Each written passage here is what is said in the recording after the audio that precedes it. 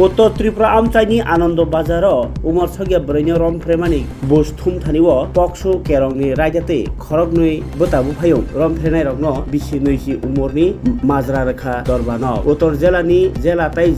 दायरा दरबानो अ साख्लायमु रमानि कगनो सायखना रेखा एडभोकेट जाया सामुं खायमानि उलो माजरा रमानि आबो कायसा खातुंमानि कग याबा आबो हाय केरं रायजा तंमानि उलो माजरा मानि तंमा उलोबो थामुसित्रा अंगि तंगो आबोनो था सामानि कग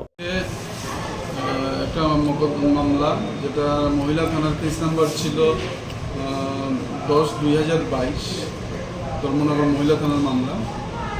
এটা একটা ঘটনা ঘটেছিল আমাদের আনন্দবাজার এরিয়ায়। একটা নাবালিকা মেয়ে বিকাল 4টা নাগাদ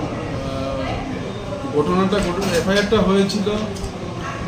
12ই ফেব্রুয়ারি 2022-এ এবং ওই এফআইআরের ভাষ্য মধ্যে যেদিন এফআইআর দাখিল করে এর 1 বছর আগে ওই মেয়েটা তার স্কুল থেকে জীবন ত্রিপুরা স্কুল থেকে ফেরার পথে জলের তৃষ্ণা পায় এবং ওই রাস্তার সঙ্গে একটা বাড়িতে পরিচিত মেয়েটার খুব পরিচিত বাড়ি এবং আসামিদের মাকে দিদা বলে ডাকতো এবং ওই বাড়িতে গিয়ে দিদা বলে ডাকে জল খাওয়ার জন্য। ওই সময় প্রশান্ত দেবনাথ আসামি মেয়েটাকে টেনে তার ঘরে নিয়ে যায় এবং রেপ করে এবং এই রেপের ঘটনাটা প্রশান্তর ছোটো ভাই পাপ্পু দেবনাথ দেখে ফেলে এবং পরবর্তীতে এই মেয়েটিকে ব্ল্যাকমেলিং করে এই পাপ্পু দেবনাথও ওই মেয়েটাকে সঙ্গে খারাপ কাজ করে রেপ করে। এর পরবর্তীতে মেয়েটা প্রেগনেন্ট হয়, বাচ্চা হয়। এর পরবর্তীতে মামলা হয় ধর্মনগর মহিলা থানায় এবং এই মামলার তদন্তকারী অফিসার ছিলেন মহিলা থানার এসআই তুষারানী দেবনাথ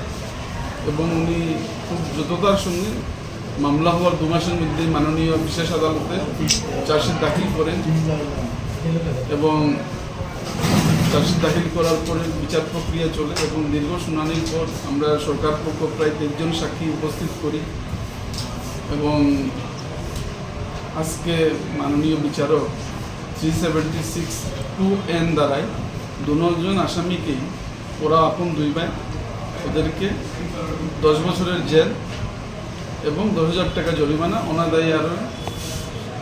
6 মান্থের জেল এবং সেকশন 506 আইপিসিতে 1 বছরের জেল এবং 1,000 টাকা জরিমানা, অনাদায়ে আরও 1 মাসের জেল এবং পক্সো আইনের সেকশন 6-এ 2 জন আসামিকে 20 বছরের জেল, 25,000 টাকা জরিমানা, অনাদায়ে আরও 8 মাসের জেল আদেশ দিলেন আজকে। আমরা সরকার পক্ষ খুশি যে আজকের এই রায়দানে, যাতে আগামীতে